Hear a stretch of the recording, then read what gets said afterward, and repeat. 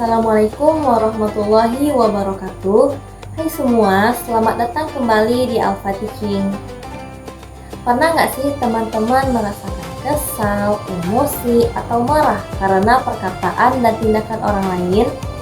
Nah, marah itu adalah hal yang wajar, tapi kalau tidak dikendalikan bisa membawa dampak buruk bagi diri sendiri maupun orang lain. Oke, di video kali ini kita akan belajar bersama tentang materi akidah akhlak kelas 8 MTS, yaitu akhlak tercela pada diri sendiri, marah atau ghadab. Kita akan membahas mengenai apa itu ghadab, penyebabnya, dampaknya, serta bagaimana cara mengendalikan marah sesuai dengan ajaran Islam. Jadi simak video ini sampai selesai ya. Selamat belajar dan semoga bermanfaat. Assalamualaikum. Waalaikumsalam warahmatullahi wabarakatuh. Apa kabar hari ini Anda? Alhamdulillah. Sehat semuanya? Selalu. Sekali ya. Oke, sebelumnya Ibu ada absen dulu. Rehani hadir. Madina hadir. Hadir semuanya Anda? Hadir. Alhamdulillah. Oke, sebelum Ibu buka pembelajaran, terlebih dahulu Ibu minta kepada Anda untuk perhatikan kita duduknya. Perhatikan jika ada sampah di kelas kita apa? Perhatikan jika ada sampah kita silakan diambil dan Anda buang sampah. Kemudian perhatikan pakaian dan jilbab segala macamnya supaya Anda nyaman selama proses pembelajaran. Siap Anda? Kelas silakan dipimpin doanya. Baik teman-teman, sebelum kita belajar, maka kami kita berdoa terlebih dahulu. Berdoa mulai. Bismillahirrahmanirrahim. Amin ya rabbal alamin. Semoga dengan doa tadi lancar pembelajaran kita dari awal sampai akhirnya nanti dan bisa diterapkan dalam kehidupan sehari-hari. Siap untuk belajar Anda? Siap. Oke, sebelumnya Ibu mau tanya, siapa yang masih ingat materi minggu lalu? Apa tuh materi minggu lalu?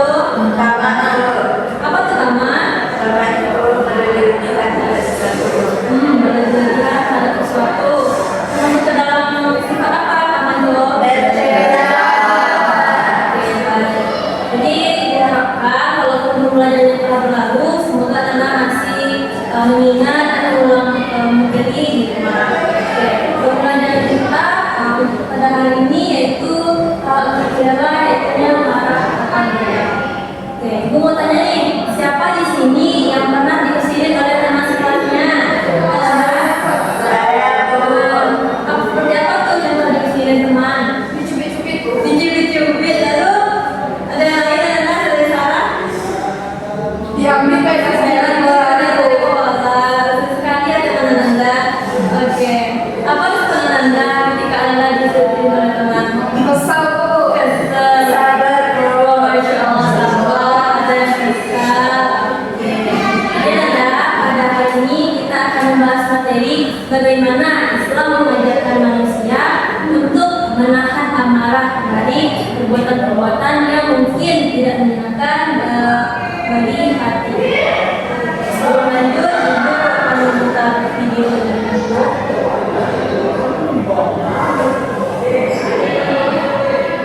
Silakan disimak dengan baik ya Anda. Nanti Ibu tanya apa isi dari video tersebut.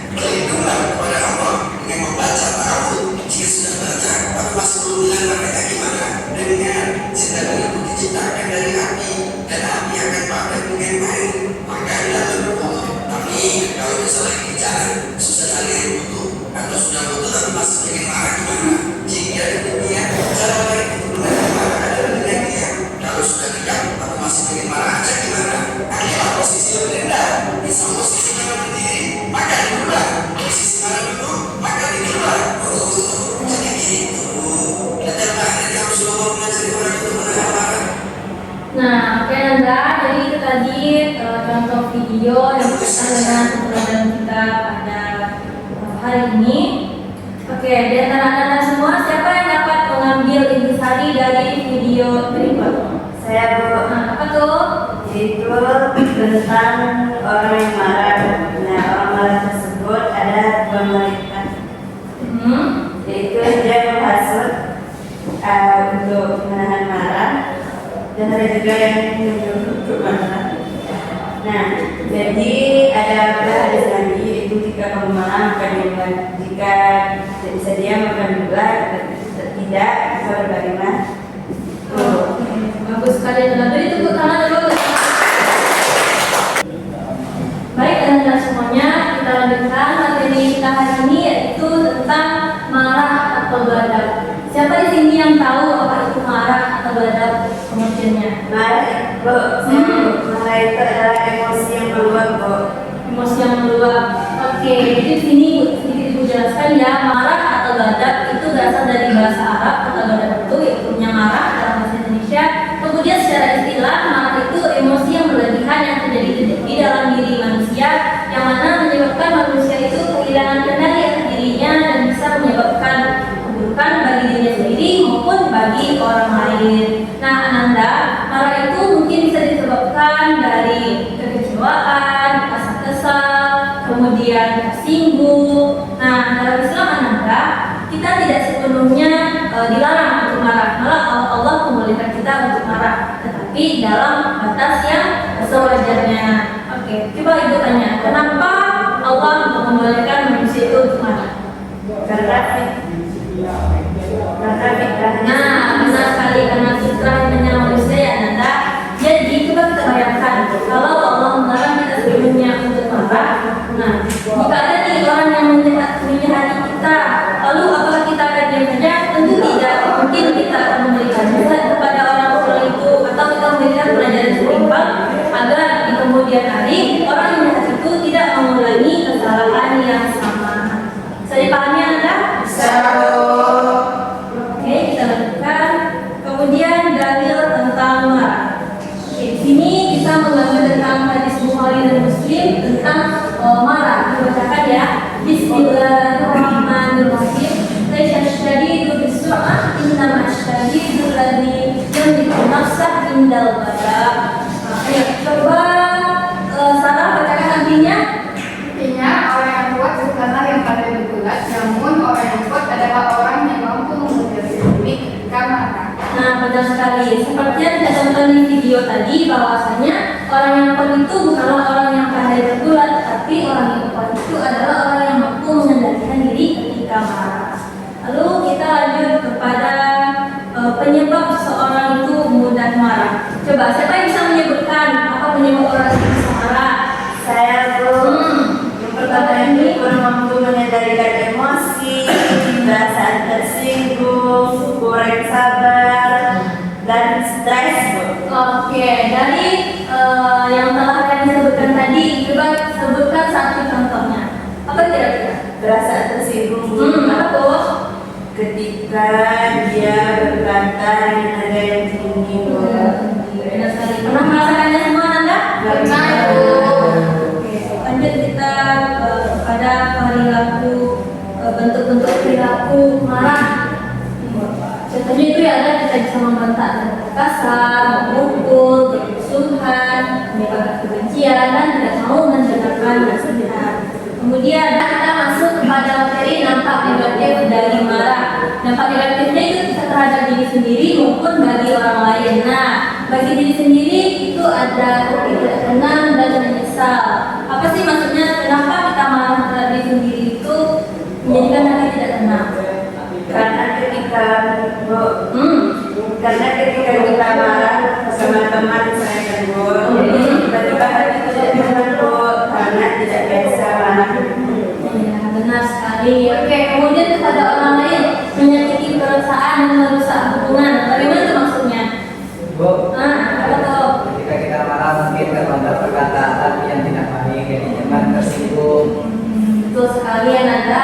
Itulah mengapa dalam Islam kita dilarang untuk marah berlebihan, karena kalau marah itu mana tahu ditakutkan terlontar kata-kata yang tidak baik seperti disebutkan oleh Hari tadi. Jadi berdasarkan materi ini, apakah Anda sudah paham dan mengerti Nanda? Oke, untuk mengecek beberapa pemahaman Anda terhadap materi ini, Ibu akan memberikan LKPD. Silakan nanti Anda kerjakan masing-masing.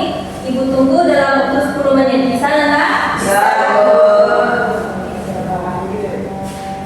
Akan dikerjakan ya. Oke, Bu. Dia tidak pengertian Anda? Ini kayak apa nih? Ini ada studi kasus. Nanti Anda baca ya. Silakan dengan pertanyaan.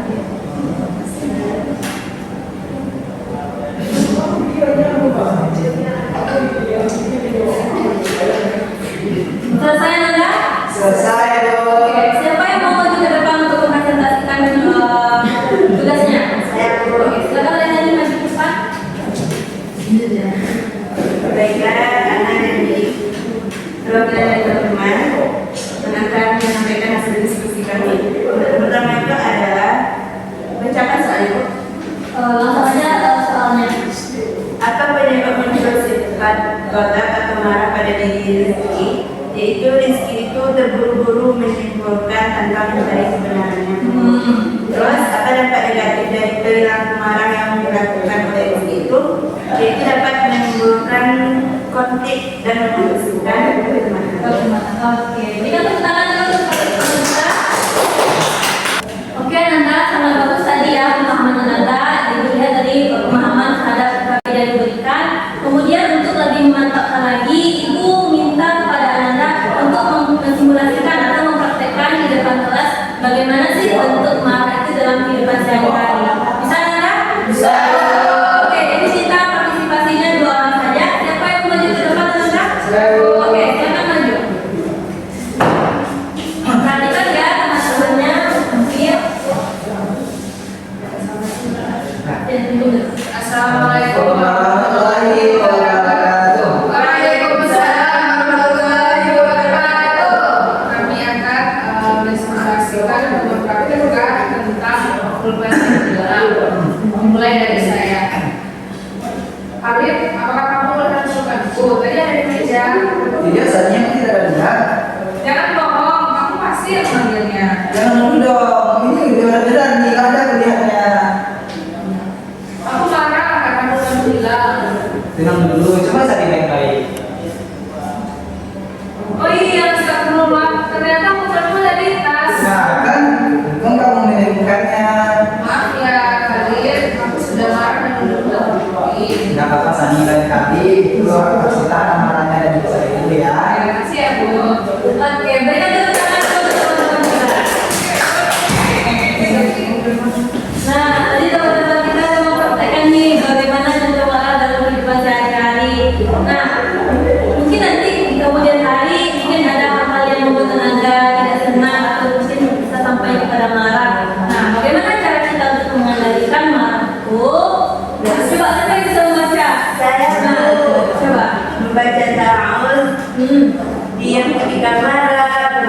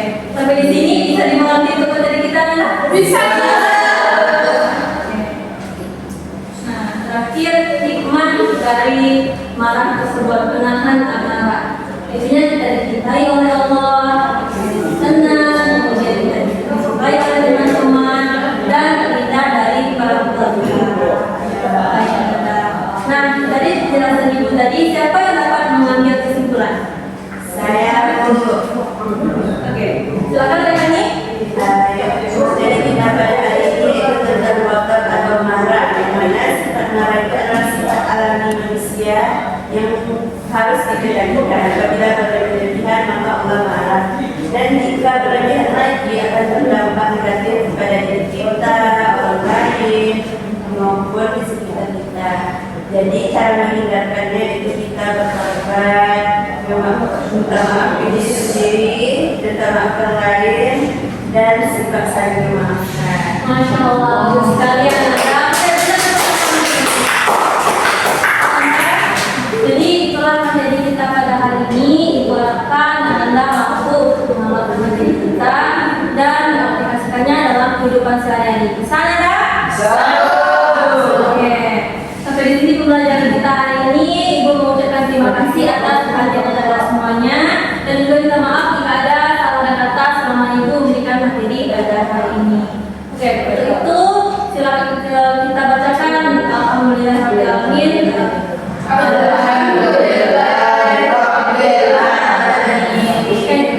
Silakan pimpin doa seperti tulisnya. Teman-teman, akhir pelajaran